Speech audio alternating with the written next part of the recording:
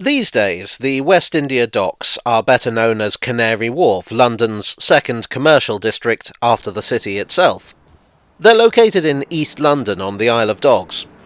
But for all the world of high finance can be pretty cutthroat, it's nothing compared to the West India trade.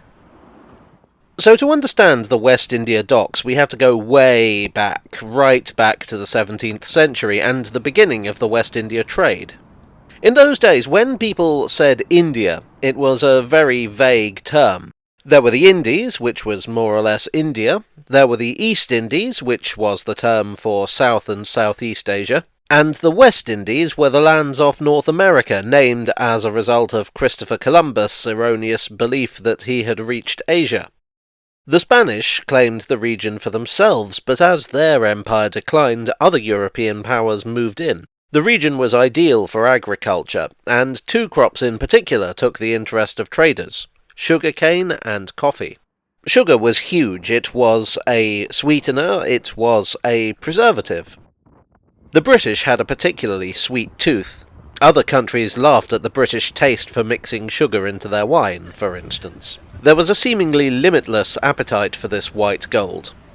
But of course that wasn't all you could get from sugar cane. There was rum, too. The root of Britain's military might was her navy, and there was no better way to ensure that those jolly tars remained jolly than with a ration of booze. Wine or spirits, which kept better than beer, were preferred. However, as the cane trade took off in the 1640s, rum became the standard spirit to keep spirits up. It was easy to obtain, it was more patriotic than French brandy, and plantation owners had a lot of sway in Parliament. But let's not underestimate coffee, and not just for its reviving effects after a night on the rum. In the 1650s, the first coffee houses sprang up on the streets of London. They became popular places for meeting and discussion, better suited to serious debate than the tavern. Science, philosophy, finance, religion, the coffee houses could provide stimulation for the body and the mind. Many of the great institutions of the city sprang up from coffee houses. Lloyd's of London, Sotheby's Auction House, the Spectator magazine, even the Stock Exchange itself. Ironically, the coffee itself was pretty rubbish, however. There was a fortune to be made in the West India trade, the kind of money that could make a person lose sight of their conscience, and that was how Britain seriously got into the slave trade in the 1640s. There had been slaving expeditions in the 16th century, but on the whole, Britain had viewed slavery as something that those barbaric Spaniards and Portuguese did.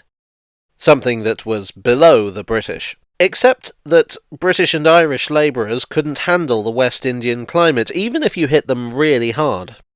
Meanwhile, there were West African rulers with prisoners to sell, and there was so very, very much money to be made.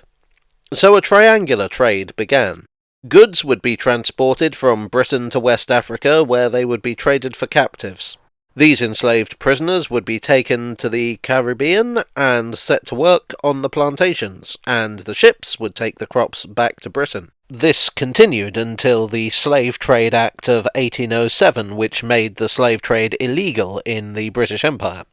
By the end of the 18th century, the West India trade accounted for a quarter of Britain's income. Those involved in the trade became filthy rich and very influential. However, they were viewed back in Blighty as being rather showy and nouveau riche. On a visit to Weymouth, King George III was peeved to see a coach more impressive than his own. He asked who owned it, and upon being informed that it was a plantation owner, remarked, "Sugar! All that sugar?" But back in London there was a problem. There was plenty of product, there was plenty of demand, but there was no way to get the goods unloaded quickly enough. Goods had to be unloaded at the legal quays, wharves in the City of London. That had been fine for Queen Elizabeth's day, but Britain's trade in the ships carrying it out had increased far beyond the capacity of the port to unload them. Ships might be kept waiting for days in the river, during which time they were making no money for their owners. They were also easy prey for river pirates, the lure of expensive goods being more powerful than the deterrence of the execution dock. Up to 4% of goods might find their way into the pockets of dishonest folk. The legal quays system needed overhauling badly. Who had the money and the power to get something done about it? That's right, the West India traders. In 1796, Parliament did what they do best and formed a committee to discuss it. The 1796 Committee for the Improvement of the Port of London invited proposals. One Samuel Wyatt, an architect, suggested that the Isle of Dogs would be a fine location. There was plenty of space, and land was cheap. Robert Milligan, a West Indies merchant, thought this was a jolly good idea and used his clout to form the West India Dock Corporation, with no small assistance from William Vaughan, a naval architect and the director of the Royal Exchange Assurance Company. Wyatt had produced a design, but the company commissioned engineer William Jessup to refine the idea. What he came up with would cover half the island. There would be 2 docks. To speed operations along, the northern dock would be for imports and the south for exports. Giant warehouses would be built for the storage of non-perishable goods, 5 stories high and fitted with iron hoists. These were intended to be built with iron floors and spaced well apart to reduce the risk of fire. Urgent deliveries could be taken onward by cart or lighter. Vital to the scheme was a new, broad and direct road into the city.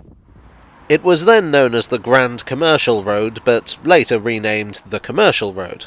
There would also be a canal for barges. With such valuable goods coming in, security was paramount. The complex was surrounded by high walls, and there was a custom house for each dock. When ships came in, the crew were made to leave the vessel until it was their turn to unload. Then, customs would inspect the cargo as it was unloaded.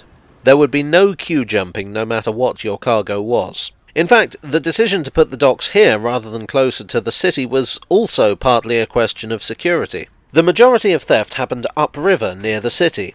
The further the docks were from the city, the less likelihood of theft.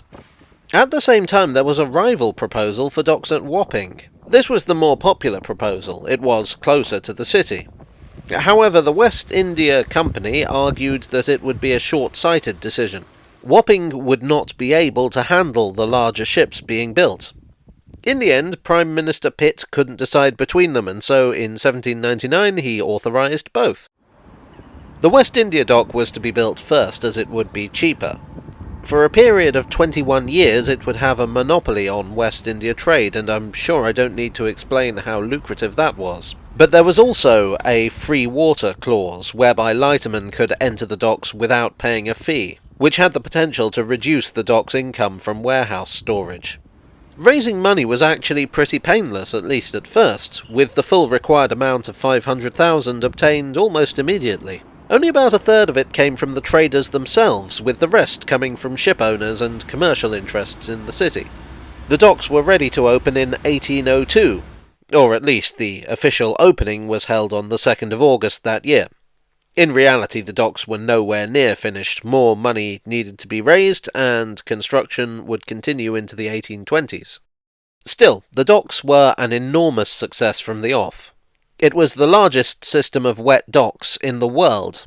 From 1803 to 1829, they were able to pay shareholders a 10% dividend, the highest possible, and by 1818 they had £800,000 profit in reserve, over 5 times what the docks had cost to build. But then things changed. In 1823, the dock's monopoly on West India trade was due to expire. The company agitated to have it renewed, but Parliament disagreed. Merchants didn't much like being forced to use the docks, and other companies were looking to get in on the dock-building game. Suddenly, the West India docks found themselves having to compete for trade like everyone else. Initially, things were fine, but remember how I mentioned that the docks paid out a 10% dividend up to 1829? Well, by 1831 it had fallen to 6%, and by 1833 to just 4%. They had to cut their rates. What was more, the docks had been built specifically for goods from the West Indies and were not so well suited for other kinds of cargo. Why would they bother building more versatile facilities? As far as they were concerned, the good times would last forever.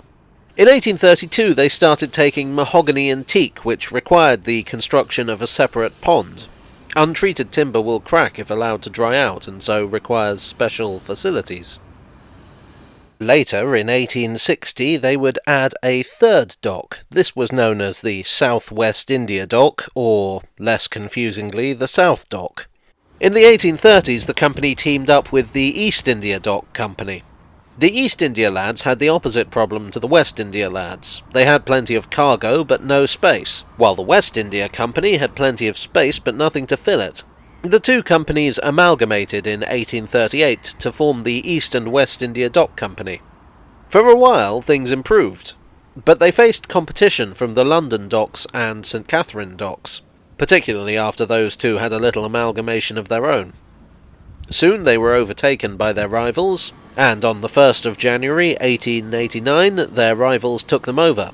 The new company was the London and India Dock Company. Now I say this happened on the 1st of January 1889. I must confess that I have another source that says it was the 1st of January 1901. If anyone can confirm either date, I would be most grateful, and this is why I don't call myself a historian. In 1889, the docks would face a very different threat, this time from within. Working conditions in the docks were poor. In the early days, the docks had employed regular workers, but as competition intensified and profits decreased, they preferred a system of casual labour. Dockers would come to the gates at the start of every shift for the call-on. The foreman would pick out the workers he needed and send the rest away. The system was easy to abuse. Foremen had their favourites, who were nicknamed royals. A lot of foremen were open to bribery. Even if you were one of the lucky ones, pay in the 1880s was 5 pence an hour, not great even by the standards of the day, and you were paid for only as long as you were needed, which could be as little as 2 hours. In 1889, the workers at the West India Docks decided they'd had enough. The previous year, the match girls at the Bryant and May factory in nearby Bow had held a successful strike, which demonstrated that an unskilled and ununionised workforce could take on management and win. So the dockers held a strike of their own, beginning on the 14th of August. This quickly spread to London's other docks as far downriver as Tilbury. Other port industries came out in support. Ships were left stranded on the Thames, unable to unload as valuable cargoes rotted. Sailors were generally supportive of the strike and reported blacklegs to the strikers. By mid-September, other East End industries were talking about joining in. Facing the possibility of a general strike, the Lord Mayor of London urged both parties to come to terms. On the 16th of September, the strike ended with pay increases and better terms for overtime. In the 1890s, cooperation between rival dock companies was preferred over competition. All parties were feeling the strain, and so it was decided among the remaining dock companies that they would work together and, so to speak, pool their resources. Different docks would specialise in different cargoes. Despite all this, in 1902 it was decided to nationalise the docks from Teddington to the Thames estuary, under the Port of London Authority, which came into effect on the 31st of March 1909. The PLA began a programme of modernisation to make the docks more competitive with docks elsewhere. London wasn't necessarily the most convenient port nor the cheapest, so the selling point was quality of facilities. Things were put on hold for the Second World War, and the docks were essential to keeping Britain fed. Unfortunately, this made them a target for air raids, and several of the warehouses in the West India docks were bombed. Perhaps as a form of revenge, the India docks were used for the manufacture of the floating mulberry harbours, an important part of the D-Day invasion strategy. In the years after the Second World War, modernisation continued. Shipping increased, and it looks like the good times were, once again, rolling. But by the 1960s the situation had changed. Containerisation was coming into style, and the now relatively small West India docks with their cramped quays were not well suited to this new form of transportation. From 1973 onwards, the PLA began officially transferring operations downriver to Tilbury. By the end of the 70s, closure seemed certain. Keeping it open just wasn't justifiable. In 1983, the last operations ceased. But within a decade, the West India docks would undergo perhaps their most radical change of all. In 1988, the company Olympia and York acquired the area for the construction of a new business district, Canary Wharf. In 1991, Canary Wharf was opened for business. Over the following 3 decades, the area has been transformed to the point where the likes of Jessup and Milligan would be hard-pressed to recognise it. These days, the main trade around here is in money itself. Numbers and values, the physically intangible. The story of the West India Docks is one of trade, of exploitation, of competition, and above all of money. That could be said of any industry, of course, but I don't think the varied acquisition of wealth in East London is better illustrated anywhere else. Well, I hope you enjoyed today's video, which turned out to be longer than planned. Even so, there are a few aspects that I had to skip over or just not mention at all. I've got lots more ideas for videos from the research for this one, so hopefully they will be the subject for future videos. If you want to explore the West India Docks for yourself, I recommend a visit to the museum in Docklands, which is in one of the original warehouses. Thanks as always to my donors on Ko-fi and Patreon. You are the sugar to my fancy coach. And I'll see you all again very soon. Cheerio.